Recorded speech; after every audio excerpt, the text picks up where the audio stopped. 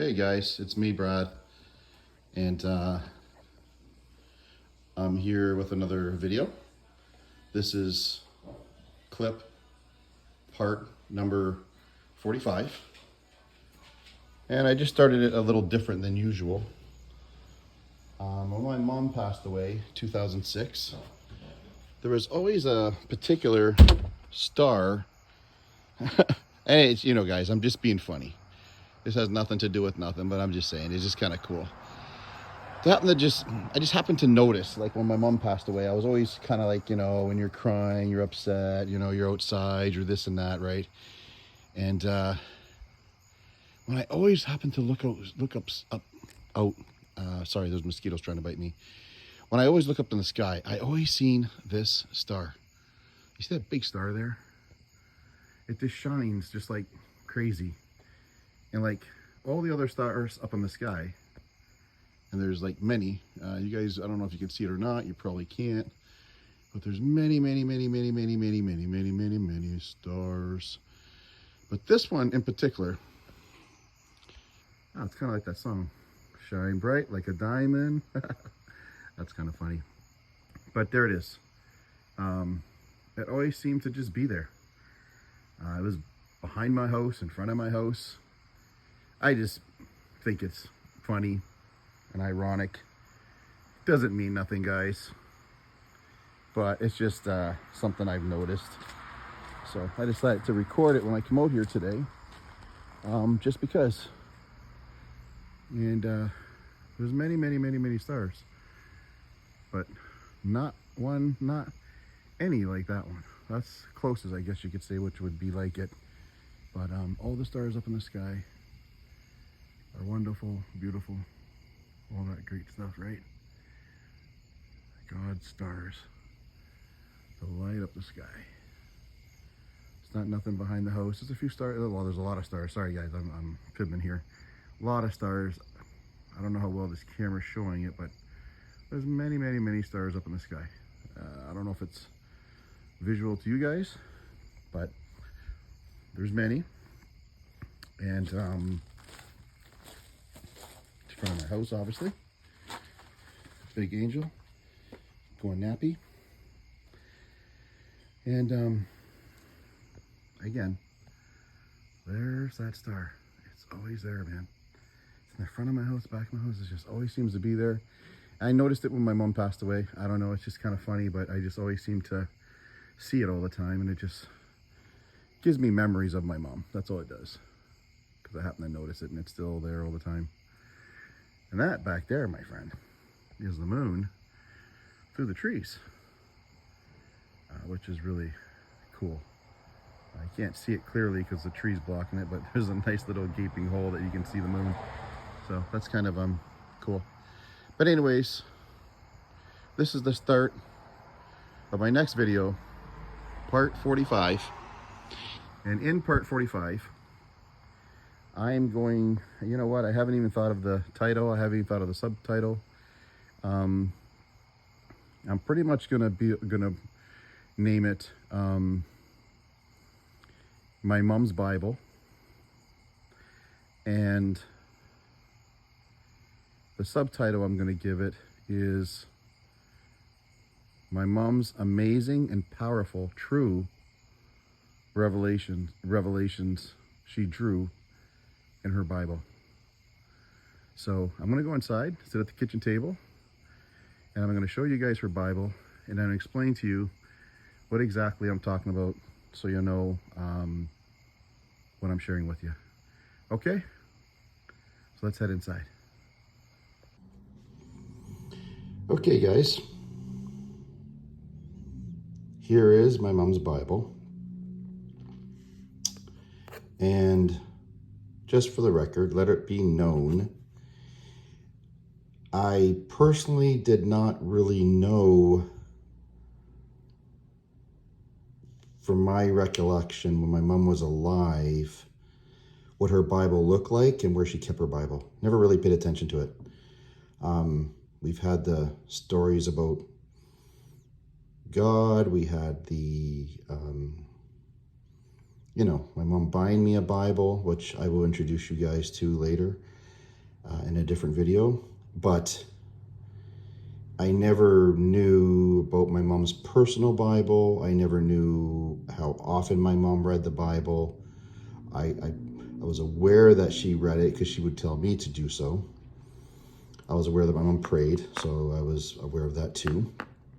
But and I may have seen this around the house, but I never really acknowledged it and went over and opened it and checked it out or anything like that. And my mom had another Bible, which was a great big black Bible when we were growing up. I think it might have been, no, my very first video, going back about 2 or 3 years ago, I showed a Bible in the very first video. But that was not my mom's Bible. That was a Bible that Linda bought me. That was a really big Bible, and it was revised and newer. But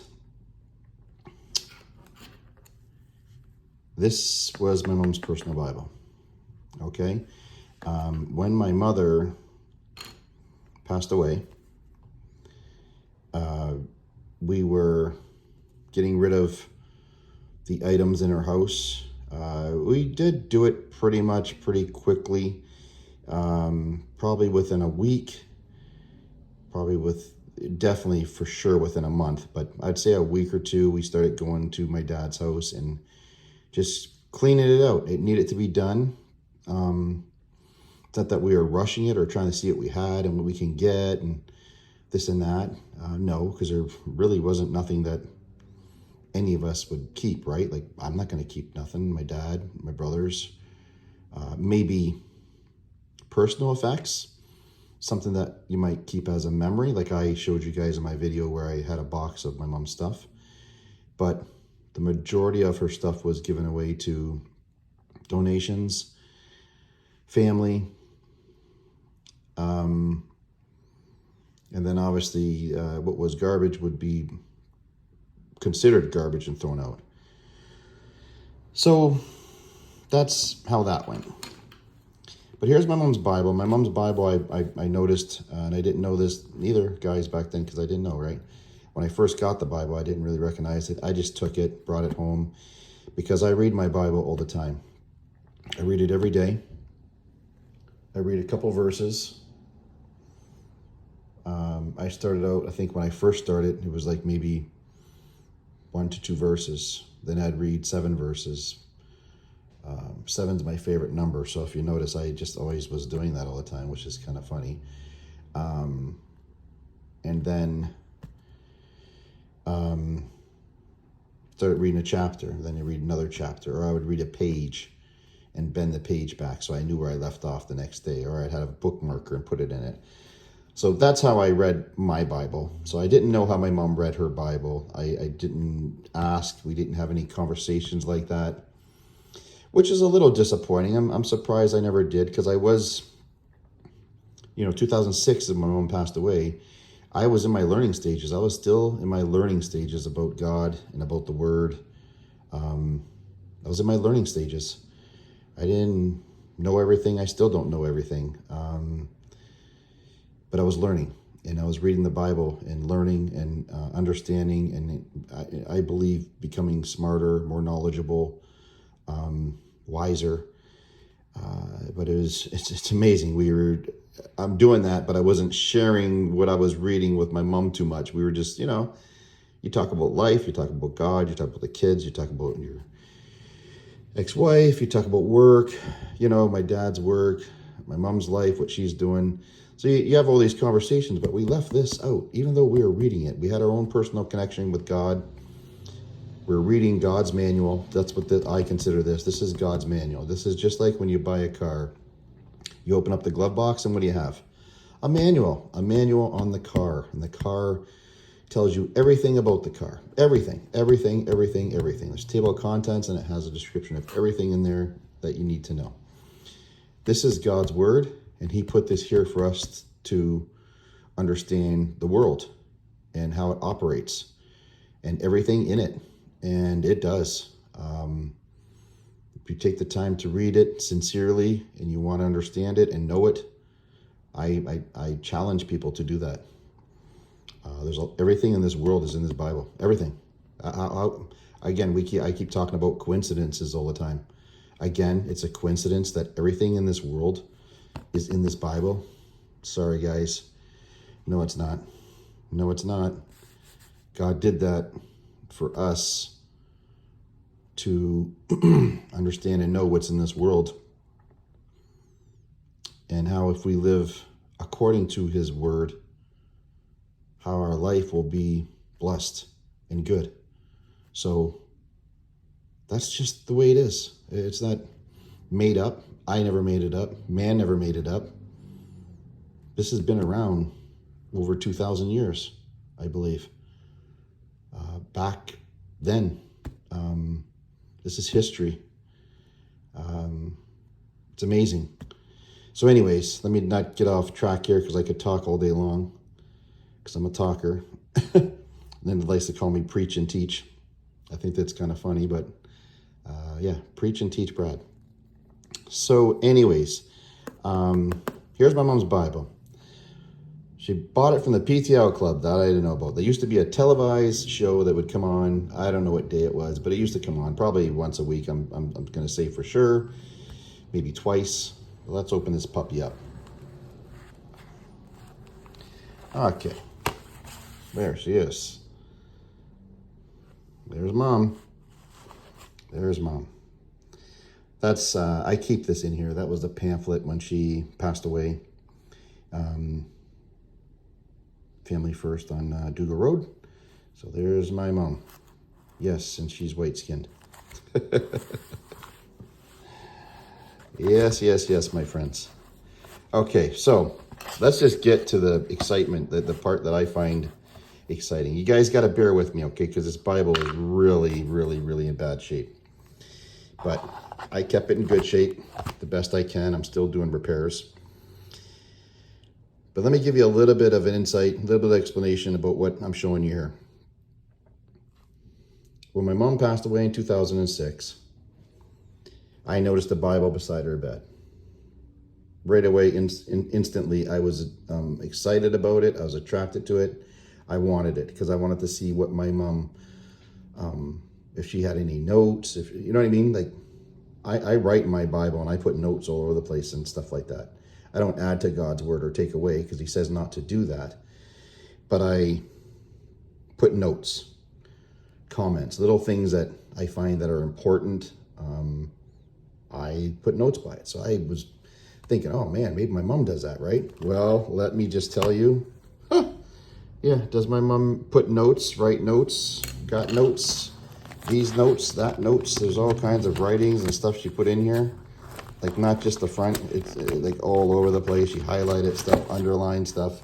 Oh yeah, my mom was doing the same thing I was doing. And again, we didn't talk about the Bible. Excuse me. So anyways, guys, when I got the Bible, I brought it home. I brought it home within the first month. I can't tell you when I chose to pick the Bible up and start reading it. I'm going to tell you, I think I did it right away because I was just curious and really interested. And because Mom passed, I was more curious and interested. So I'm pretty sure within a month, I started reading my mom's Bible. Now, my Bible, if you guys know from my previous videos, I read the Bible every day. And when I say that, I mean, I pretty much read it Monday to Friday, every day. No more than 15 minutes.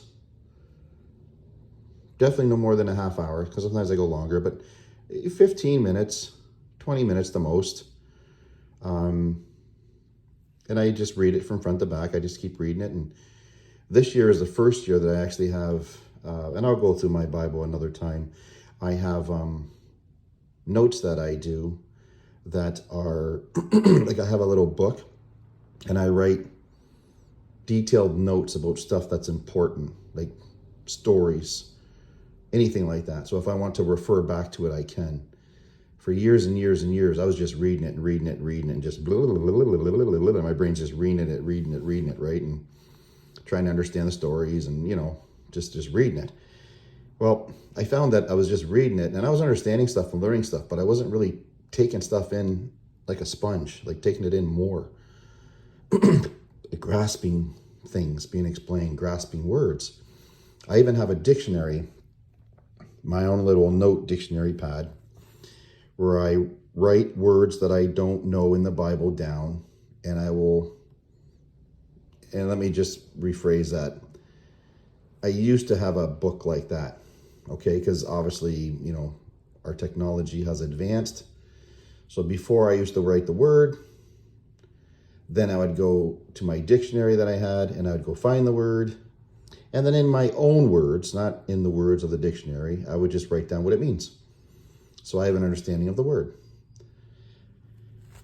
Then, guys, I basically, as time went on, years went on, time went on, years went on, I'd read it and read it and read it. Now, I don't have to do all that. Now, all I have to do is take the word, write the word out, which I do. I still put it in my book, but now I can just Google it, and I get the definition, and I can write the definition. I haven't quite done that with my phone, because I find if I do it with my phone, it's just going to fill my phone up.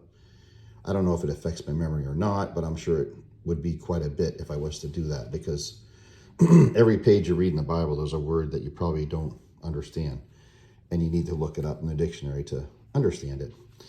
So, that being said, here's my mom's Bible. I get my mom's Bible. I bring my mom's Bible home. I want to learn it. I want to read it. I want to understand it. All that kind of fun stuff. So the stuff in the front of the Bible, the stuff in the back of the Bible, I didn't even read it. Didn't even pay attention to it, guys. I would just read my mom's Bible. I would just read it. From the front all the way to the back, I just read it. Where there's ripped areas and this and that, I just do the best that I can. And I just read the Bible. That's all I did. It was very interesting. Okay, guys, let me get to the steak and potatoes here. So when I took my mom's Bible and I brought it home, I was reading it. I read it. I believe I read it for a full year.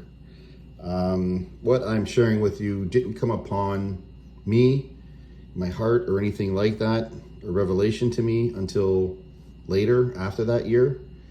I think I just went to grab the Bible to maybe fix it, try to keep it together and intact a little bit in better shape. And as I did it, I realized I did not read the front of the Bible, like here, and the front and the back. So I decided to read it. And this is what's really crazy, guys. My mom died 2006, okay?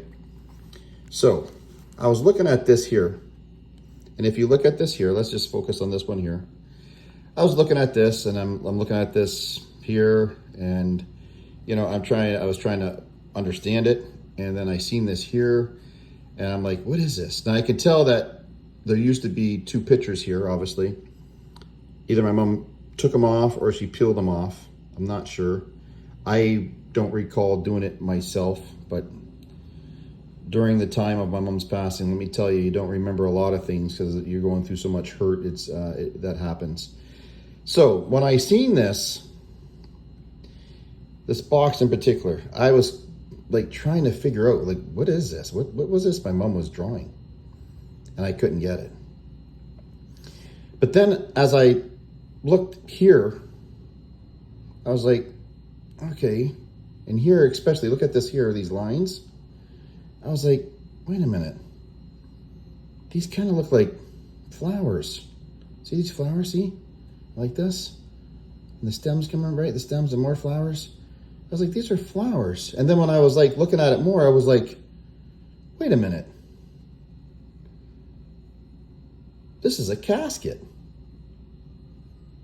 My mom drew a picture of a casket. This is when she was alive. And she drew flowers on it. Now that baffled me because my mom's dead now. Like back then, like after a year of reading her Bible.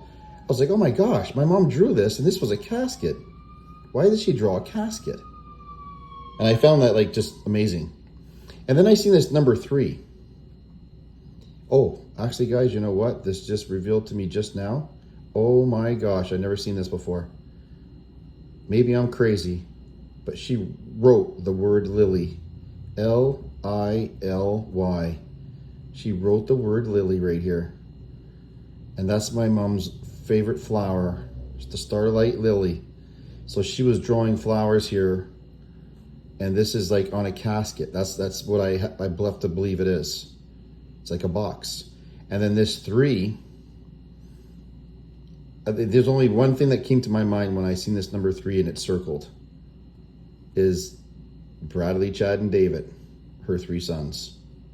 She always called us her gingerbread boys. She always said it by that name, Bradley, Chad, and David. That's the age that we were, our births. Oldest to youngest, me being the oldest, and my 2 younger brothers. And the number 3 represents us. So we are in her thoughts. Now, you might think, oh, Brad, okay, you're thinking too deep. You're thinking too deep. And this here, I had no idea what this was, guys. I don't know. You could think it's the ground. You could think it's grass. I don't know. To me, it looks like a brick wall. I still think it's like a brick wall, and the brick wall runs over here, and then you get the casket.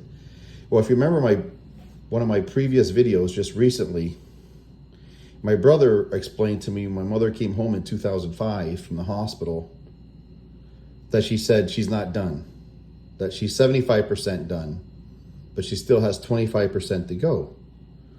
And I was like, 25% to go? 25% to go where?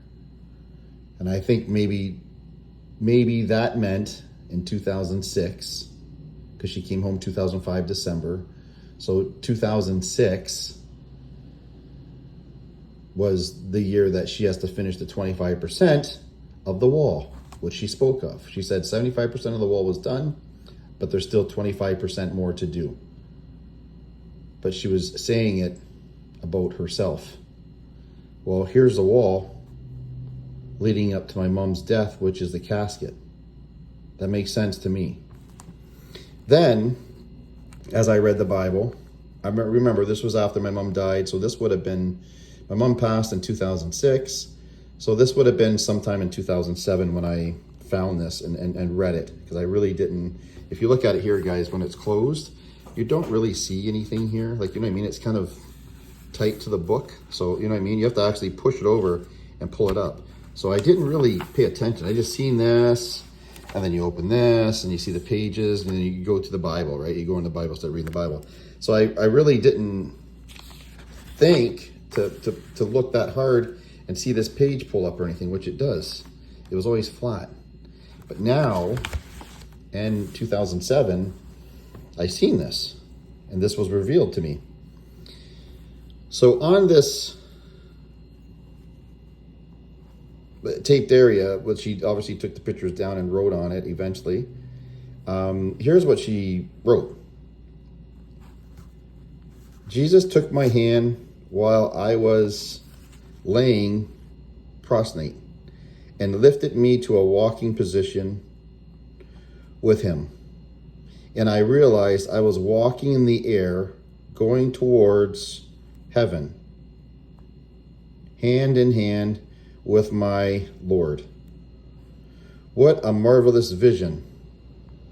Thank you, Lord. Your submitted handmaiden, 2002. I was praying prostrate in the presence of my Lord, with lift hand towards upwards. And she drew this picture, which I'm surprised she didn't actually put hair on this person like a little girl.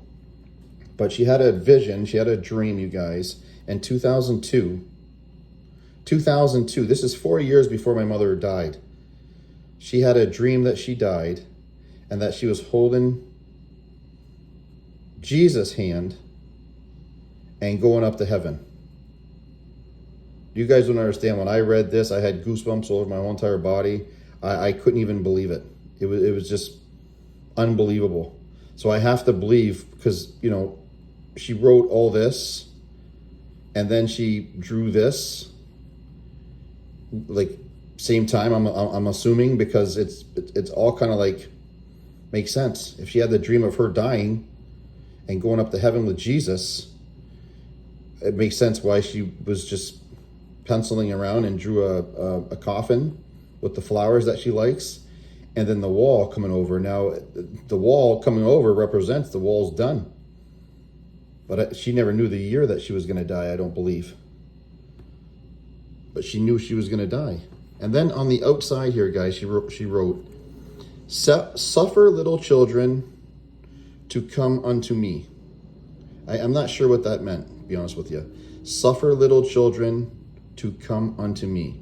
I'm not sure what that really meant. But I can tell you, I know what this meant. Lord, please watch. And then you go on this side, and protect my boys to come unto me. Wow. Unbelievable. And if you move this over even more here, guys, it says, Chad, David, Bradley, I put them in your hands, Lord. That is just absolutely unbelievable. This is what my mom wrote and drew in 2002. She put the date of it right there. Unbelievable, you guys. Up here, she wrote,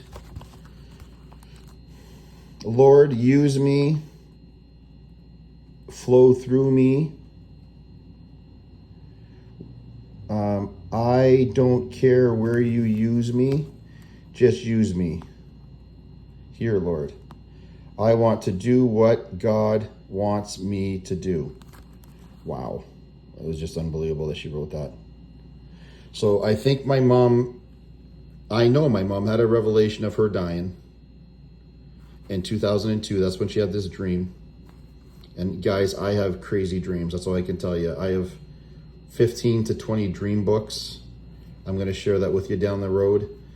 It's just unbelievable. I would dream something, it would come to pass. So I started making records of it and drawing it, and it's like this, which is really unbelievable.